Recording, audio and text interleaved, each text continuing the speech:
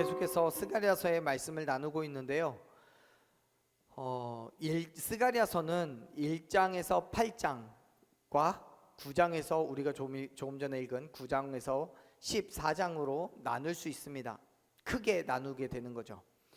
1장에서부터 8장까지는 제2 성전 건축을 재건하는 당시를 배경으로 성전이 재건되고 금식에 관련된 질문과 대답으로 당시의 현실적인 문제를 중심에서 다루고 있습니다. 그리고 오늘부터 나누게 되는 9장에서부터 14장은 이제 성전 건축이 완료된 이후에 약 40년쯤 정도가 지난 시점에서 메시아를 중심으로 한 이스라엘 백성에게 주어지는 하나님의 백성으로서의 축복과 은혜의 삶에 대한 비전을 제시하고 있는 말씀으로 기록이 되어 있어요. 사실 여러분, 말씀드린 것처럼 오늘 우리가 함께 읽은 이 9장의 말씀에서부터는 이미 성전이 재건된 이후에 40년쯤이나 지나서 기록된 말씀이에요. 그래서 8장의 마지막 절과 9장의 1절의 그 시간의 간극은 약 40년 정도 있습니다. 이스라엘 백성들은 학개와 스가랴 선지자의 권면에 따라서 성전 건축이 완료된다면 이방 민족들의 핍박이 완전히 사라지고 황폐해진 땅에도 하나님의 회복이 임할 거라고 믿었어요. 그래서 자기들은 이제는 성전이 재건됨으로 인해서 하나님의 백성으로서 주시겠다 약속하신 그 은혜와 축복을, 그 번영과 평안을 누리게 될 거라는 기대를 가지고 있었단 말이에요. 그런데 이미 40여 년이 흘렀지만 여전히 핍박은 계속되고 하나님께서 말씀하신 그 축복이 임하지 않은 거예요.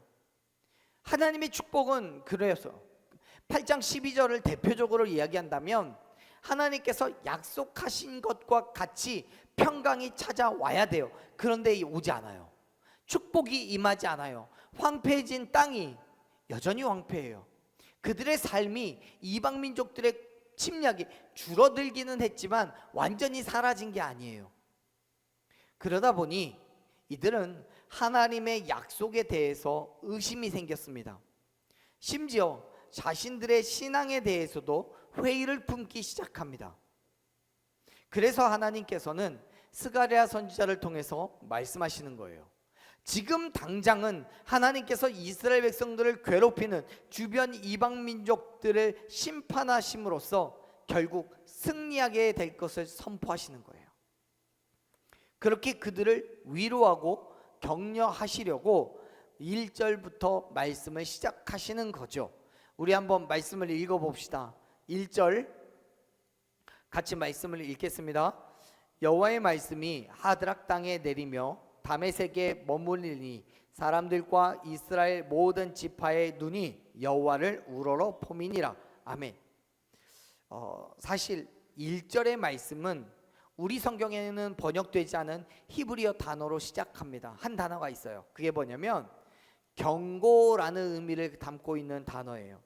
다시 말해서 이제 9장 1절에서 시작되는 이 말씀은 이방 민족들에게 있어서는 섬뜩한 경고였던 거예요. 하지만 반면 이스라엘 백성들에게 있어서는 그 경고가 축복이었고 위로가 되었음이 분명합니다. 왜냐하면 이방 민족들의 심판이 이스라엘 백성들에게 있어서는 구원의 기쁜 소식이 되기 때문에 그래요.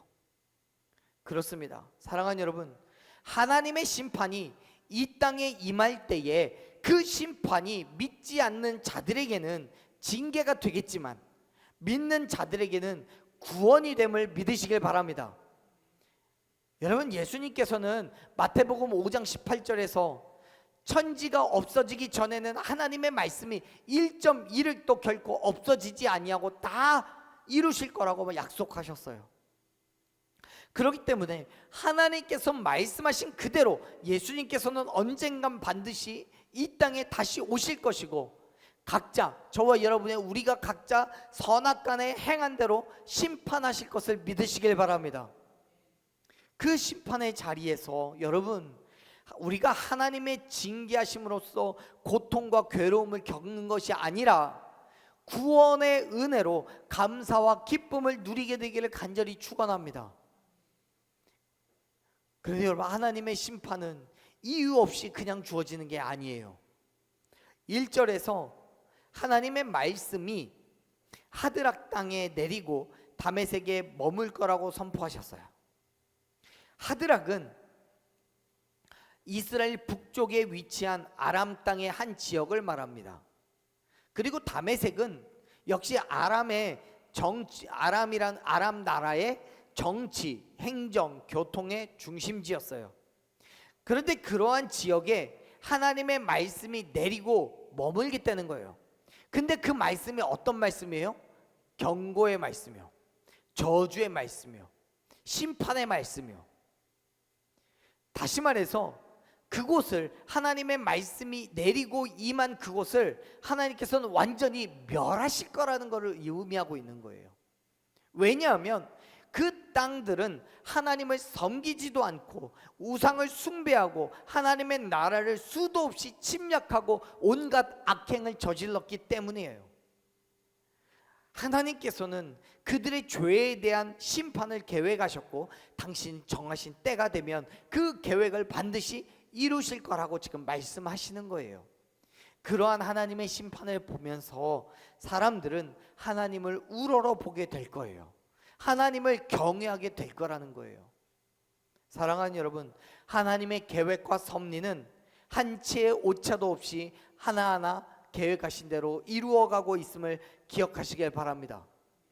그렇기 때문에 지금 우리가 겪어가고 있는 이 상황이나 처지와는 상관없이 하나님의 때가 이를 때까지 우리에게 허락된 그 믿음의 자리를 포기하지 말고 참아내고 견뎌내야 하는 거예요. 마침내 그날이 오면 이 땅에 하나님의 심판이 임하면 모든 사람들이 하나님을 경외함으로 바라보게 될 것입니다.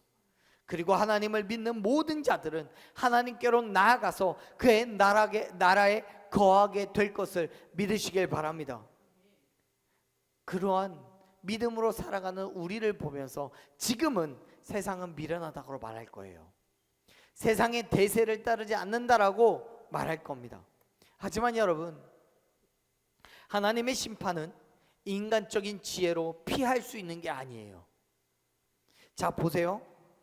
2절 말씀을 보면 그 사실을 분명하게 확인할 수 있습니다. 2절 같이 읽어봅니다. 그 접경한 하마데도 임하겠고 두로와 시돈에도 임하리니 그들이 매우 지혜로움이니라. 아멘. 하나님의 심판에 대한 경고는요, 1절에 기록된 하드락과 다메섹뿐만 아니라 이스라엘과 접경한 땅인 하맛과 당시의 상업도시로 유명했던 두로와 시돈에도 동일하게 임하게 될 거라고 말씀하고 있어요.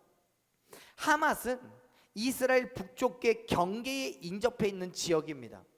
솔로몬 때에는 이스라엘에 속해 있었지만 아람에게 빼앗긴 지역이에요. 또 두로와 시돈은 지중해 동쪽 연안에 있는 항구 도시예요. 이 나라들은 무역을 통해서 재물을 많이 벌어들였던 부유한 도시였습니다. 근데 여러분, 여기에서 2절 말씀에서 매우 특이한 점이 뭐냐면 2절의 마지막을 보면 그들이 하맛도 두로와 시돈도 매우 지혜로웠다라고 말하고 있어요. 그리고 그것이 하나님의 심판이 임하는 원인이 돼요. 여러분, 실제로요, 두로 왕에 대해서 묘사하고 있는 에스겔서 28장 12절 말씀을 보면 그의 지혜가 매우 충족하다라고 표현할 정도로 두로 왕은 지혜가 있었던 것 같아요. 그런데 여러분, 어떻게 지혜롭다는 것이 하나님의 심판을 받을 수 있겠습니까? 여기서 말하는 이 지혜는요, 여러분 오해하지 마세요. 하나님께서 우리에게 주신 지혜가 아니라 인간적인 것, 세상적인 지혜를 말하는 거예요. 다시 말해서 세상 속에서 사람들은 자신들의 경험과 그가 얻었던 그 지혜로 자기 스스로를 보호하기 위해서 요새를 쌓고, 그들이 말하는 성공을 위해서 수단과 방법을 가리지 않아요. 즉 인간적인 교만과 거짓과 불의함, 탐욕에 관한 지혜를 가지고 있었던 거예요. 그들은 그러한 지혜로 인해서 하나님을 두려워하거나 의지하는 것이 아니라 오히려 나를 의지하고 나를 신뢰했어요. 그렇게 세상 속에서 살아가면서 불의한 재물을 쌓아가고 있었던 거예요. 자 보세요. 3절 말씀을 보면 이렇게 말씀합니다. 3절 읽어봅시다. 두로는 요새를 건축하며 금을 거리에 진흙같이 쌓았도다. 아멘. 여러분, 두로의 상황을 보면 요새를 건축했어요. 누구도 두로를 공격할 수 없을 만큼 아주 견고한 요새를 건축했습니다. 뿐만 아니라 은과 금을 끌어모아서 얼마나 부유했던지 티끌같이, 거리의 진흙같이 정말 흔해 빠질 정도로 쌓아놓았다고 이야기하는 거예요. 그런데 그 모든 것들이 누구를 위한 거라고 말합니까? 자기를 위한 거예요. 나를 위한 거예요. 그렇습니다. 여러분, 그들이 비록 세상 속에서는 안전하고 은과 금을 티끌같이, 거리의 진흙같이 여길 정도로 많은 재물을 모았지만 그 모든 것이 나를 위한 것이었고 내 욕심과 내 지혜였기 때문에 그것은 결국 하나님의 심판을 피할 수 없는 오히려 미련함이었다라는 사실을 기억하시기 바랍니다. 사랑하는 여러분, 우리가 세상의 성공을 쫓지 말아야 하는 이유가 분명합니다. 세상의 지혜를 추구하는 사람들은 두로와 시돈처럼 자기를 과시하고 교만해져요. 눈에 보이는 물질을 추구하고 탐욕을 고집합니다. 그것이 성공이라고 생각하기 때문에 누구보다 더 많은 물질과 쾌락을 누리기 위해 수단과 방법을 가리지 않아요. 그것이 지혜라고 생각하는 거예요. 하지만 사랑하는 여러분, 지혜는 분명히 필요하고 좋은 겁니다. 그러나 그 지혜가 하나님을 경외하는 지혜이기를 간절히 축원합니다. 인간적인 지혜, 세상적인 지혜로는 하나님의 심판을 피할 수가 없어요. 내 지혜를 따라가다 보면 하나님은 어느새 사라지고 없어요. 세상에서는 얼마든지 그렇게 살 수 있기 때문에 하나님이 필요 없어지는 거예요. 하나님의 없이도 내 지혜로 성공을 이룰 수 있다고 생각합니다. 하나님이 도와주시지 않아도 내 경험으로 모든 일을 할 수 있다고 생각합니다. 그렇기 때문에 하나님을 의지하지 않고 나를 의지하고 하나님의 말씀에 순종하기보다는 내 지혜를 옳게 여기는 거예요. 그러다가 결국 교만하게 되고 하나님 앞에 범죄하여서 심판을 받게 되는 거죠. 사랑하는 여러분, 하나님을 경외하시기 바랍니다. 인간의 지식과 경험을 따라가지 마십시오. 잠언 9장 10절 말씀에서 저자는요, 여호와를 경외하는 것이 지혜의 근본이고 거룩하신 자를 아는 것이 명철함이라고 선포합니다. 그러므로 오히려 세상의 지혜를 경계하고 하나님을 경외함으로써 그가 주시는 지혜를 소망하시기를 바랍니다. 아무리 세상적으로 안전하고 평안을 누린다고 할지라도요, 하나님은 반드시 세상을 심판하십니다. 인간이 쌓아 올린 그 바벨탑과 같은 그 인간의 무지한 지혜는 하나님의 능력 앞에서 한없이 작고 연약한 것에 불과합니다. 세상이 볼 때는 너무나 안전해 보이고 평안을 누린다고 할지라도 그 땅에 하나님께서 지켜주시지 않으면 반드시 멸할 수밖에 없어요. 자, 보세요. 4절 말씀을 보면 하나님은 이렇게 말씀하십니다. 4절 읽어보겠습니다. 주께서 그를 정복하시며 그의 권세를 바다에 쳐 넣으시리니 그가 불에 삼켜질지라. 아멘. 두로에 임할 하나님의 심판은 그들을 하나님의 능력에 의하여 그 땅에서 쫓아내시고 완전히 소멸시킬 만한 능력과 권세라는 것을 여러분 기억하시길 바랍니다. 사랑하는 여러분, 세상적인 시각에서 두로와 시돈은 세상 어느 곳에서도 경험할 수 없는 큰 요새입니다. 하지만 하나님께서 그들을 정복하셔서 그 땅을 바다에 던져 놓으시고 불에 삼켜지게 하실 거라고 선언하셔요. 그리고 그 일은 헬라의 알렉산더 대왕을 통해서 그대로 성취되어 어느 곳보다도 안전했던 두로가 함락당하고 파괴되어요. 어떻게 그렇게 돼요? 하나님께서 지키시지 않으셨기 때문에요. 사랑하는 여러분, 하나님이 심판하시기로 작정하셨다면 아무리 견고한 요새라고 할지라도 결국 그 성은 무너질 수밖에 없음을 믿으시길 바랍니다. 인간이 아무리 지혜롭다고 할지라도 하나님 앞에 엎드리지 않는다면 그의 심판은 결코 피할 수가 없어요. 시편 4편 8절 말씀을 보면 저자는 평안히 눕고 자기도 한대요. 그 이유가 뭐예요? 하나님께서 그 가운데 함께 하심으로 인해서 안전히 살게 하시기 때문에요. 그렇기 때문에 사랑하는 여러분, 사람의 지혜를 따르지 않고 하나님을 의지하는 삶을 결단하시기를 축원합니다. 하나님의 지혜를 구하며 하나님께로 피하여서 그의 도우심과 보호하심을 받고 이 땅에서 온전한 평안을 누리는 저와 여러분이 되기를 간절히 축원합니다. 아멘. 지금까지 경제적인 풍요함과 강함을 추구하면서 하나님 앞에서 악을 행한 두로와 시돈, 그리고 하드락과 다메섹, 또 하맛에 대한 하나님의 철저한 심판을 예언하는데, 이제 5절에서부터는 블레셋 성읍, 여러 성읍에 대한 심판이 예언이 됩니다.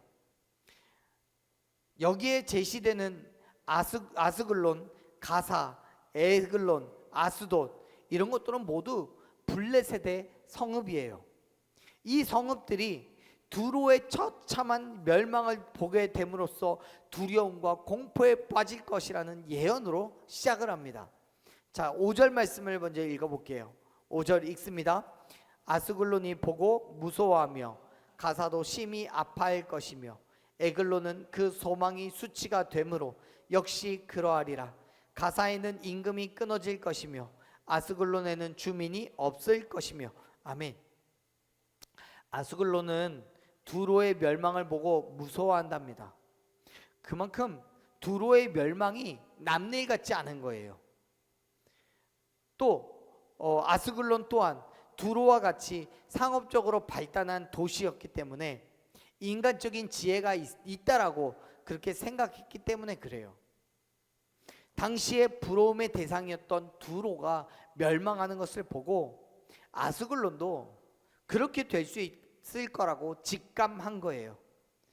5절에서 이야기하고 있는 가사도 마찬가지입니다. 가사 또한 블레셋의 성읍인데 하나님의 심판을 보고 너무나 큰 충격을 받아서 고통을 감출 수가 없는 상황이 처한 거예요. 그래서 아파요. 그 뒤를 이어서 에글론도 마찬가지입니다. 그들은 두로를 부러워하여서 그와 같은 도시가 되기를 소망했어요.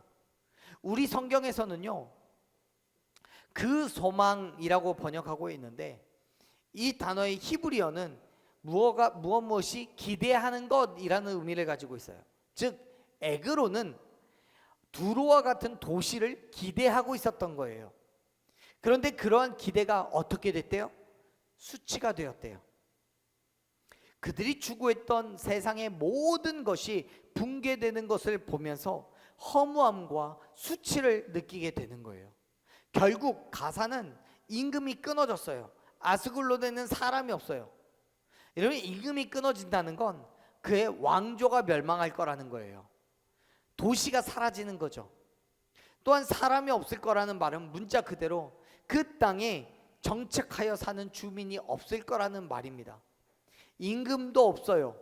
사람이 없어요. 그렇다면 그 땅은 어떻게 되겠어요? 당연히 황폐해지겠죠. 그래서 6절에서 말씀하고 있는 것처럼 그 땅에는 잡족들이 거주할 수밖에 없어요. 여러분, 잡족이 뭐냐면 여러 민족의 피가 섞여 있는 혼혈인이라는 의미입니다. 당시의 나라들은 자신들이 점령한 나라에서 반란이 일어나지 않도록 민족들끼리 결혼하여서 피가 섞이게 했어요. 그것은 정복당한 나라의 입장에서는 철저히 더럽혀졌다, 짓밟혀졌다는 것과 함께 민족적 정체성이 상실되었다는 의미도 가지고 있습니다. 사랑하는 여러분, 겸손하시기를 바라요. 우리의 삶에 하나님이 필요 없다고 생각하고 나를 하나님보다 높은 위치에 올려놓지 마십시오. 하나님께서는 그렇게 교만한 자들을 반드시 멸절시키시겠다는 강력한 의지로 6절의 마지막에 말씀하는 것처럼 블레셋 사람의 교만을 끊으시겠다라고 지금 선포하시는 거예요. 그리고 이렇게 말씀을 하시죠. 7절 같이 읽습니다. 그의 입에서 그의 피를 그의 입 사이에서 그 가증한 것을 제거하리니 그들 또 남아서 우리 하나님께로 돌아와서 유다의 한 지도자 같이 되겠고 에그로는 여부스 사람 같이 되리라. 아멘. 7절 처음에 묘사하고 있는 블레셋 사람들이 행했던 가증한 우상 숭배에 대한 표현이에요. 당시 블레셋 사람들은 우상에게 바치는 그 희생 제물의 피와 그 제물을 먹으면서 추악한 관행이 있었는데 하나님께서는 그 블레셋에 멸망을 시키면서 그들이 행했던 그 관행을 완전히 끊어내시겠다라는 의지를 지금 말씀하고 계시는 거예요. 더불어서 단순히 그들을 멸절시키는 것으로 끝내는 것이 아니라 오히려 그들을 변화시켜서 하나님을 경외하는 자들로 삼으시겠다라고 말씀하셔요. 그래서 7절을 보면 하나님께서 블레셋 사람들의 우상 숭배를 제거하시겠다라고 말씀하시고 그들 중에 남은 자들이 하나님께로 돌아와서 유다의 지도자가 될 거라고 말씀합니다. 에그로는 여부스 사람같이 될 것이라는 말씀도 같이 하시죠. 여부스 사람이 여부스 사람같이 될 거라는 말이 무슨 뜻이냐면요, 이 여부스 사람들은 가나안 족속들 중에 하나였습니다. 이스라엘이 출애굽을 한 이후에 가나안을 정복할 당시에 예루살렘 지역에 거주하던 이방 민족이에요. 근데 그들은 하나님의 진멸의 대상으로 지목되었고 파멸되었음에도 불구하고 일부가 유다 지파에 편입이 되었습니다. 즉 지금 에그론이 여부스 사람같이 될 거라고 말하는 것은 하나님께서 그들 중에 남은 자들을 하나님의 백성으로 삼으시겠다라고 말씀하신 선언인 거예요. 사랑하는 여러분, 인간은 본질적으로 진노의 자녀라고 말하는 것처럼 우리에게는 죄가 있고요, 부족하고 연약한 자들입니다. 당연히 하나님의 심판을 피할 수가 없어요. 그러한 우리를 구원하시기 위해서 예수 그리스도께서 이 땅에 오셨음을 여러분 믿으시길 바랍니다. 나의 모든 죄를 인정하고 예수 그리스도의 그 십자가의 죽으심과 부활하심을 믿음으로 나아갈 때 하나님께서는 우리의 모든 우리를 죄와 사망에서부터 생명으로 옮겨 주심을 믿으시길 바랍니다. 다시 하나님의 백성으로 삼으시겠다라는 약속이에요. 그 사실이 여러분 놀라지 않을 수 없죠. 왜냐하면 내가 하나님 앞에 지은 죄를 생각하면 지금은 9장 1절에서부터 계속 말씀하고 있는 것처럼 이방 민족들이 당해야 될 그 멸망이 당연한 것처럼 우리의 멸망도 당연한 것이기 때문에 그래요. 하지만 여러분, 사랑이 많으신 하나님께서는 저와 여러분을 구원하여 주신 줄로 믿으시길 바랍니다. 그러므로 구원은 어떤 특정한 사람들의 전유물이 아니에요. 이 땅의 모든 사람들이 들어야 될 복된 소식이고 누구라도 하나님께로 돌아와서 구원을 얻어야 함을 믿으시길 바랍니다. 그렇기 때문에 먼저 그 소식을 들은 저와 여러분이 회개함으로써 하나님께 나아가야 되는 거예요. 그리고 우리의 삶을 통해 예수 그리스도를 온 땅에 드러내고 선포하는 그 믿음의 결단을 해야 되는 거예요. 세상에 하나님의 백성을 무너뜨릴 만한 그 힘을 가진 사람은 어디에도 없습니다. 자, 8절 말씀 읽어볼게요. 8절 이렇게 말씀합니다. 내가 내 집을 둘러 진을 쳐서 적군을 막아 거기 왕래하지 못하게 할 것이라. 포악한 자가 다시는 그 지경으로 지나가지 못하리니 이는 내가 눈으로 친히 봄이니라. 아멘. 여러분, 하나님께서는 당신을 믿고 따라가는 모든 백성들을 지키시겠다라고 말씀하셔요. 보호하시겠대요. 그러니까 진을 치고 적군을 막으라고 말씀하시는 거예요. 다시는 하나님의 나라로 지나가지 못하게 하시겠다는 거예요. 사랑하는 여러분, 세상의 지혜, 세상이 가진 그 힘은 결코 무시할 수 없음을 믿으시길 바랍니다. 하지만 여러분, 그보다 더 크고 높은 지혜와 힘을 가진 하나님이 저와 여러분 가운데 함께하고 계심을 믿으시길 바랍니다. 하나님께서 우리를 지키시고 보호하시기 때문에 세상의 모든 핍박과 괴로움을 우리가 이기고 승리할 수 있는 거예요. 하나님께서 말씀하신 그 심판의 때는 반드시 옵니다. 그것도 곧 옵니다. 그렇기 때문에 여러분, 속히 하나님께로 돌아오십시오. 파멸의 길에서, 멸망의 길에서 벗어나서 하나님의 백성된 그 자리로 다시 돌아오시기를 바랍니다. 세상 속에서는 넓고 편한 길을 쫓지 마세요. 힘들고 어려워도 하나님의 말씀에 순종하며 기꺼이 그 믿음의 삶의 자리로 나아가는 저와 여러분이 되기를 간절히 축원합니다.